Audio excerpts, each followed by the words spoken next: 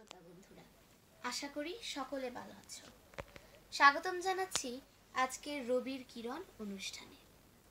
আজকের অনুষ্ঠানে আছে ছড়া গান, কবিতা, রবীন্দ্রসঙ্গীত ও শিশুতোষ আলোচনা। তাহলে চলো শুরু করি। রবীন্দ্রনাথ ঠাকুর আমাদের বিশ্বকবি। তিনি শুধু একটি নাম নন, একটি প্রতিষ্ঠান। তিনি লিখেছেন প্রচুর গান, কবিতা, গল্প, উপন্যাস, নাটক ও আরো অনেক কিছু। তাহলে চলো ঘুরে আসি গানের ভুবন থেকে।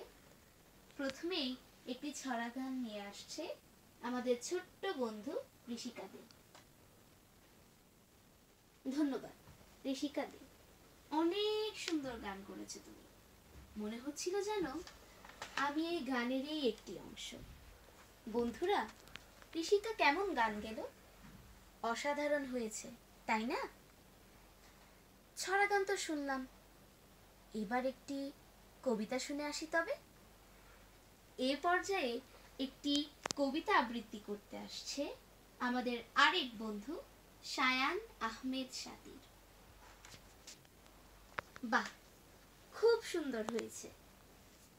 তোমাকে অসংখ্য ধন্যবাদ সাতির। কেমন ছিল সাতিরের কবিতা? আমার তো খুব ভালো লেগেছে। এখন একটা রবীন্দ্রসঙ্গীত শুনলে কেমন হয়? চলো তবে আরেকবার ফিরে যাই সেই সঙ্গীতের ভুবনে। এবার আমাদেরকে একটি রবীন্দ্রসঙ্গীত শোনাবে ঋষিক দেবনাথ। ধন্যবাদ আমাদেরকে এমন অসাধারণ একটি সঙ্গীত শোনানোর জন্য। গান, কবিতা সবই তো শুনলাম, তাহলে এবার রবীন্দ্রনাথ ঠাকুরকে নিয়ে একটি শিশুতোষ আলোচনা শুনে আসি। তাহলে এবার আসছে প্রিয়াঙ্কা দত্ত। বাহ বন্ধুরা, আমরা এই আলোচনা থেকে কত কিছু জানলাম, তাই না? ধন্যবাদ প্রিয়াঙ্কা।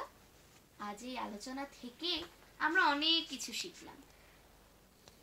চলে যাওয়ার সময় তো এসে গেল, তবে যাওয়ার আগে একটা রবীন্দ্রসঙ্গীত শুনে আসা যাক।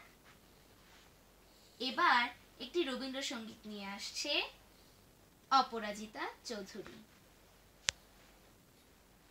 ধন্যবাদ, খুব মধুর কণ্ঠ তোমার, খুব ভালো লাগলো গান শুনে।